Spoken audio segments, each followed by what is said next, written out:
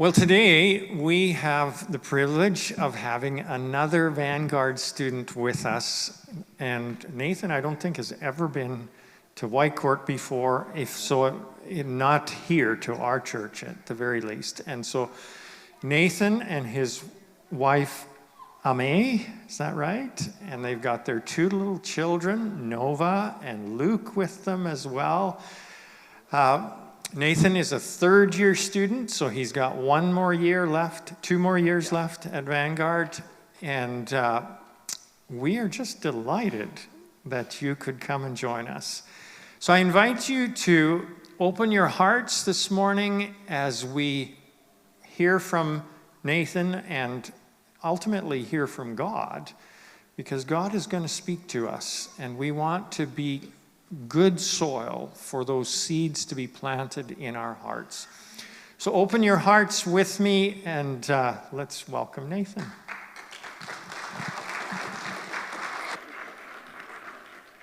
Thank you very much. This is an honor and a privilege for me to be able to be here, and thank you, Dallas, for inviting me and all the other students who have come out to already preach for you guys. I've seen that my good friends Amanda Bernard and Christian Kienzler have already had the privilege of being here. I've been walking and journeying with them over the last few years already.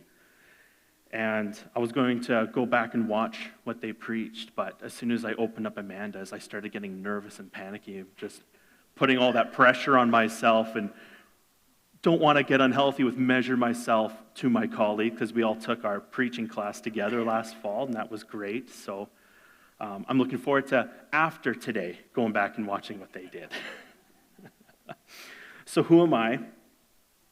My name is Nathan, as Dallas said. Also, I'm a father and a husband, 2 amazing children. And I was not raised in the church. Both my parents fell away from the Lord for many years, most of my childhood. And but I have 4 amazing grandparents who diligently prayed for me and my siblings for many years.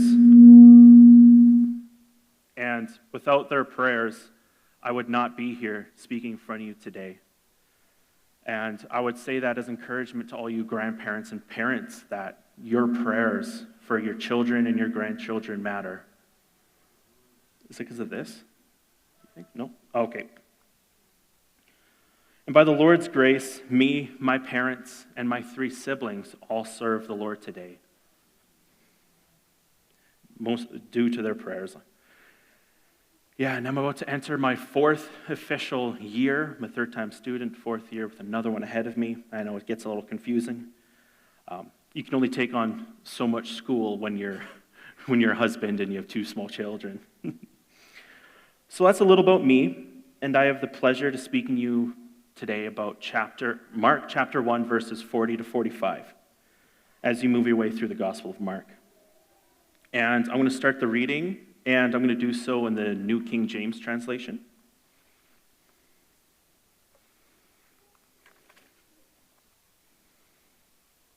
So Mark 1, verse 40. Now a leper came to him, imploring him, kneeling down to him and saying, "If you are willing, you can make me clean." And Jesus, moved with compassion, stretched out his hand and touched him and said, "I am willing." And as soon as he had spoken, immediately the leprosy left him, and he was cleansed. And he strictly warned him and sent him away at once and said to him, "See that you say nothing to anyone, but go your way, show yourself to the priest, and offer for your cleansing those things which Moses commanded as a testimony to them." However, he went out and began to proclaim it freely and spread the matter, so that Jesus could no longer openly enter the city, but was outside in deserted places, and they came to him from every direction. And before we really dive in and unpack what's in front of us, it's important to understand the context here, which we don't know unless you're familiar with Leviticus. and exactly what the term leprosy truly means, because in our English modern ears, we think Hansen's disease. That's what we associate with leprosy. But in the original Hebrew, the word that is used means skin disease. And it's not a specific one, it's a lot more generic, not a specific description, which can include Hansen's disease. And in these verses in Mark, we don't have the exact ailment which this man is suffering from. But if someone at that time had a skin disease, they were deemed unclean. And even if you touch them for a second, you too would be deemed unclean.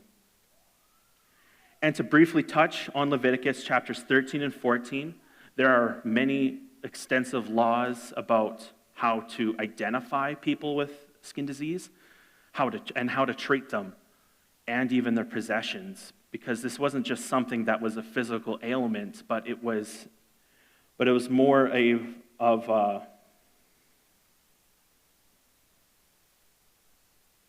were deemed unclean, and this wasn't a physical ailment, it was spiritually unclean. And if you're spiritually unclean, you couldn't come before God.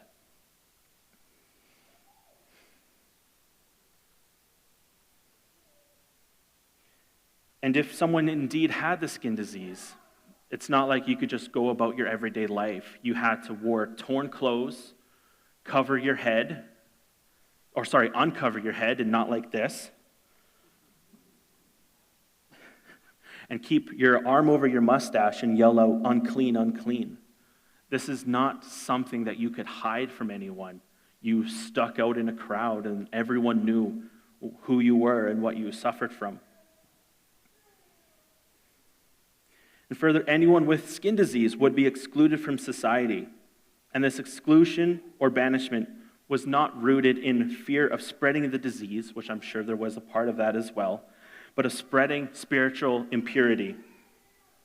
And skin disease would spread spiritual impurity to others and objects. And this main fear that's associated here is this uncleanliness that would spread to others. So with that context, we can look further into what has taken place, and we'll do this in two sections. First with verses 40 to 42, and then 30 to 35, or 40 to 45. So in verse 40, we see this man broke the barriers at a chance to be healed. People who were leprous were not allowed to be around others. And if people knew you had skin disease, sometimes they would even throw stones at you to keep you away. But this man came to Jesus, knelt in front of him, and imploring or begging that if you are willing, you can make me clean. This man's language specifically says a lot. It's not, Jesus, if you are able to, it's if you are willing to. And there was no doubt in this man that Jesus was able to heal him and make him clean again. And in 41 and 42, we see Jesus is moved with compassion. Jesus sees this man's affliction and his pain, the physical and the emotional pain that comes along with this. But we don't have that here specifically, but that's what we can gather from the context and all of the things that are going on here. And then this affected every moment of this man's life. And we must remember that this man could not be around others shouting, "Unclean, unclean." And we don't see that here. This man didn't shout this at Jesus. He knew who he was and what he was able to do and went down before him. And even with the risk that came with even getting near someone like this, Jesus didn't say, "Stop, let me pray from you from afar, let me stretch hands towards you." Jesus went up to the man, put his hand on him, physically touched him.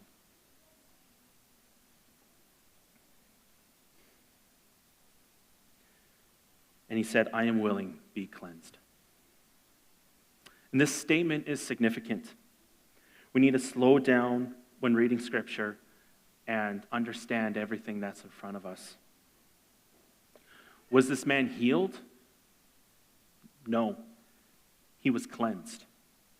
This is important because in my research, the Greek words that are translated, or the Greek word that is translated that we use healed for, is simply to be cured or healed. But looking at cleansed, this is to make clean or purify. And without being cleansed, the man would have stayed the same as he was, an unclean outcast. And very briefly, the Greek word used is katharos, and this verb signifies removal of defilement so that a person becomes acceptable to God and fit for his presence. So the underlying idea of what's going on here is God restores what is polluted so that it may share communion with him. And as soon as Jesus spoke, the skin disease left him, and he was and he was cleansed. And a quick side note here is the amount of words that Jesus used really stuck out to me. I am willing, be cleansed. Only 5. And this spoke to me because in my personal prayer life, sometimes I tend to use a lot of words in my prayers that I'm trying to convince God that he is able to, or I'm trying to convince myself and God of that, which is not true. He is able to do all this. But other times, I know in my prayer life, it's more so of me building up my faith, that he is able to heal me in my current day. And he's healed me of many things. So using a bunch of words isn't always a bad thing. It's just, again, it comes down to context of where your heart is and how you're going about it. And when thinking of the story, I can only imagine the joy this man must have felt to be cleansed. I can only imagine if he had a wife or kids of his own, not being able to physically touch them or spend time with them, or any of his friends or relatives, anybody, but he would have been so alone. This man would have been completely cut off from people. And we know from modern research of how detrimental that is to people's health, even during COVID. All the isolation that we all went through and how hard that was on everyone. And this man lived that not for just a few years. We don't know exactly for sure, but it could have been 10 years, 20 years.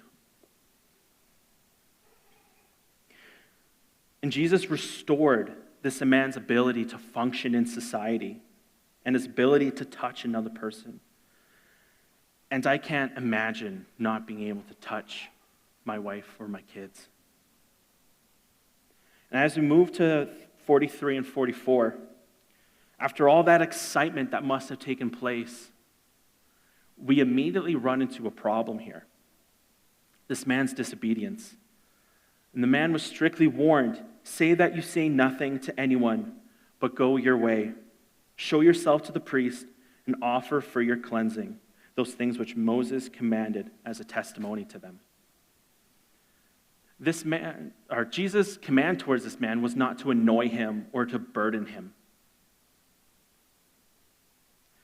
Yes, this man was cleansed from what he was suffering from, but Jesus asked this of this man so he could be fully restored into society. And this could only happen after a priest examined him and declared him unclean. And through this process, he was to give thanks to the glory of the healing to God through sin and trespass offerings that were required by the law of Moses. But we don't know if this man went to a priest or not. What we do know for sure is that in 45, the man spreads the word and proclaims it freely. And this disobedience had a direct effect on Jesus' ministry. He could no longer openly enter the city. And he had to go to deserted places, and yet they still came to him. More people were seeking healing, but they did not grasp what Jesus was truly here to do and what these healings and cleansings meant. Jesus did not do this for the attention or glory, but it was him pointing of what was to come. So what do we take away from this passage? Is that our disobedience has real life consequences. This man's direction was to keep quiet about what happened and go to a priest, not to spread the word and tell people that Jesus was the one that healed him. And our disobedience has the same effect. And I can only imagine, a quick story is a man at my church a few years ago went to a men's camp. And while he was there near the end, God told him to go speak to a man that he didn't know.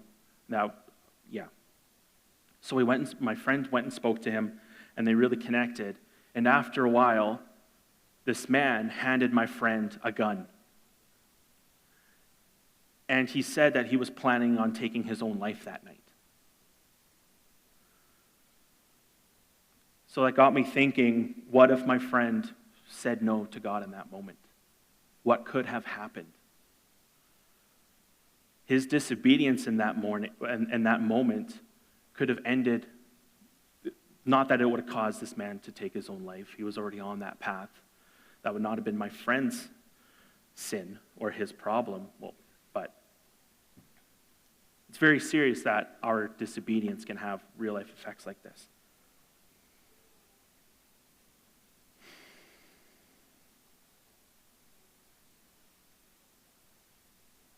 Sorry, I lost my place.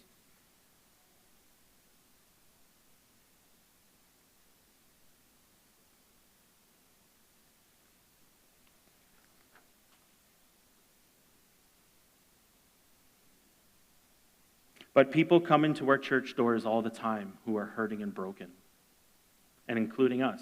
I've had my fair share of moments feeling lost and broken, even while being a father, a husband, going to Bible college, being surrounded in church culture 5-6 days a week. Everyone still goes through these low times in our lives that we have a hard time with. And God needs us, his followers, to do his work, to be his hands and feet on the earth. So I want to ask, is there anyone that God has put on your heart recently that he wants you to even do something simple with, like invite them out for coffee, take them out for lunch?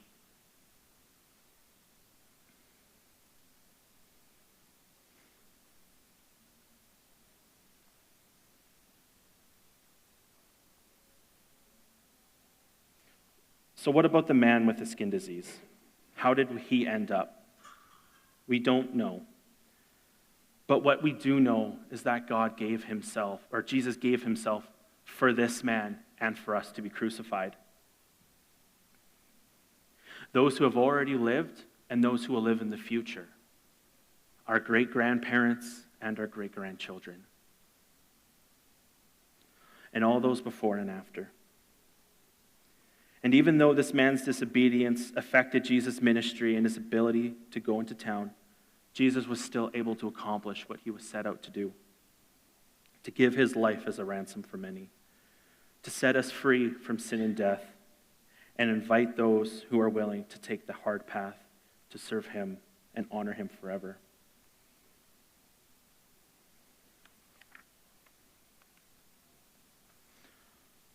And none of us are perfect. And I know in my own life, I have myself a lot that I have to work on. And I have times in my own life when I didn't listen to God and I chose my will over his. And my regret in those moments isn't associated to the pain associated with it, is that I chose me over him. To choose my own voice and ignore God's. And this is even simple stuff like my way of working around the laws of the land that we are to follow. And even to bigger times when I choose not to do things that God wants me to do, like go talk to people, spread the message, or preach the gospel. And even times of being ashamed of my faith and struggling to share it with others. But thankfully, God has helped me greatly on that one. And the thing I'm working on right now is my self-confidence. I get insecure of who I am, who God made me to be, and my abilities. And this holds me back from what God wants me to do. Like this summer, God gave me the opportunity at my church to do a couple drop-in events for the youth. And I was so excited. I'm like, yes, finally my opportunity to kind of step into some stuff. But they never happened. I got insecure of who I was. Simple things like reaching out to other believers, other people that could help out, other volunteers. And as soon as there was a little bit of a wall in front of me, instead of looking for more, I just chose not to do it. But we can't dwell on the negative. We need to take our fear, our doubts, and our pain and take them to Jesus' feet. And to choose him more every day should be everyone's goal, to become less like ourselves and more like him.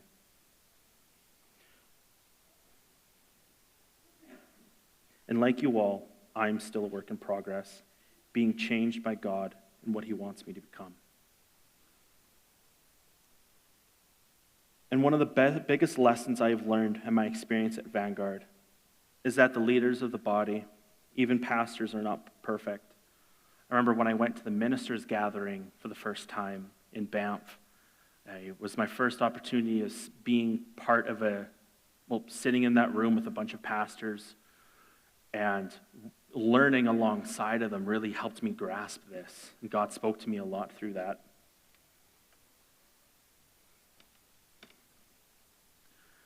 So, because I always put pastors on a pedestal in my own life, and through this process, I was able to see them more as people who struggle with the same things that we do.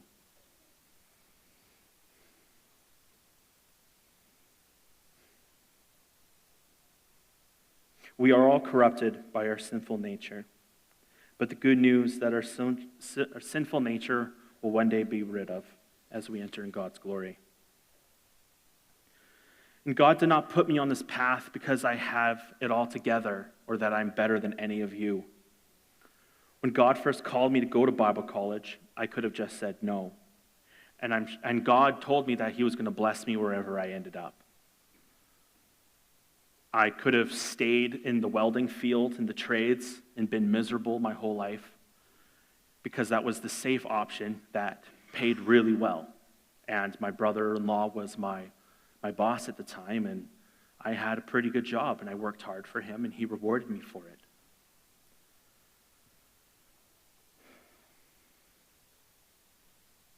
But I wouldn't have chosen God's path for me.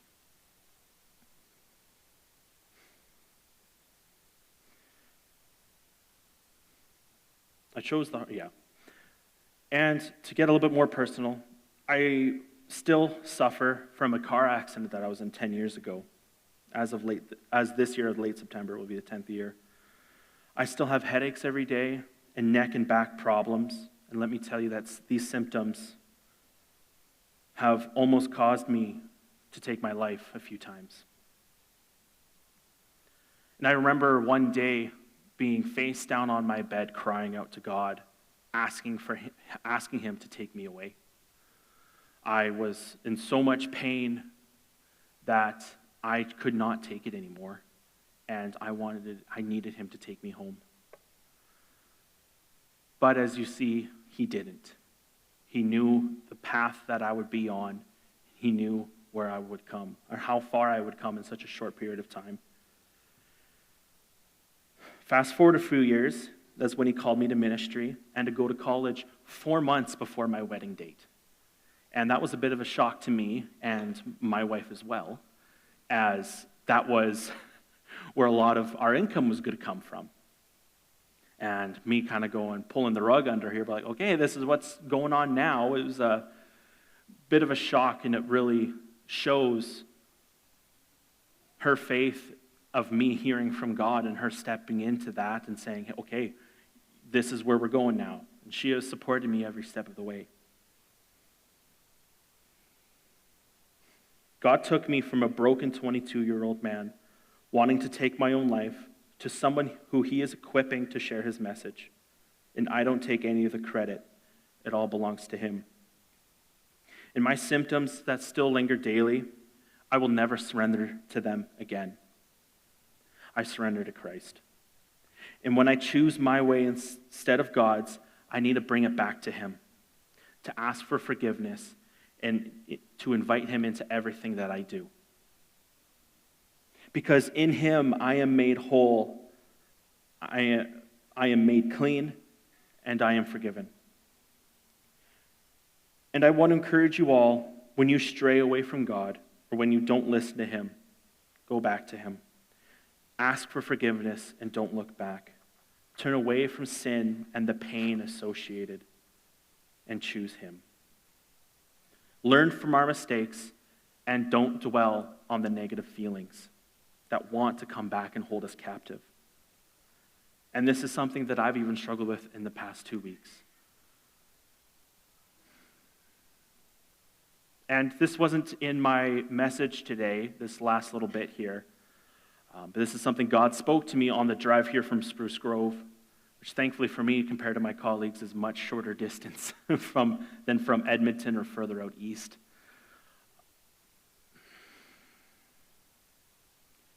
God told me that someone here lost a family member really close to them. And hearing that today, it was kind of eye-opening for me that I thought I was just going to share it.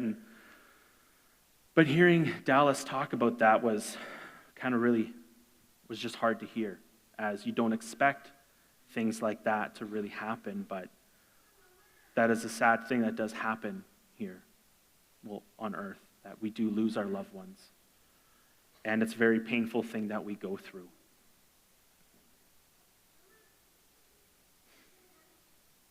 I'm not sure where to go for that, but also I'll need to lean on Dallas for that part. But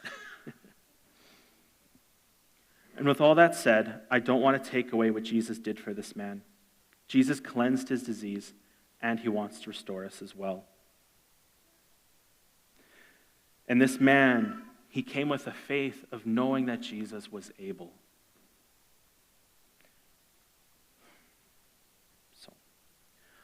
Well, I just want to say thank you again for hearing what I have to say and what God put on my heart to speak to you all today. Again, this was a huge honor for me to be able to be invited by Dallas and to come speak in front of you all today. Thank you.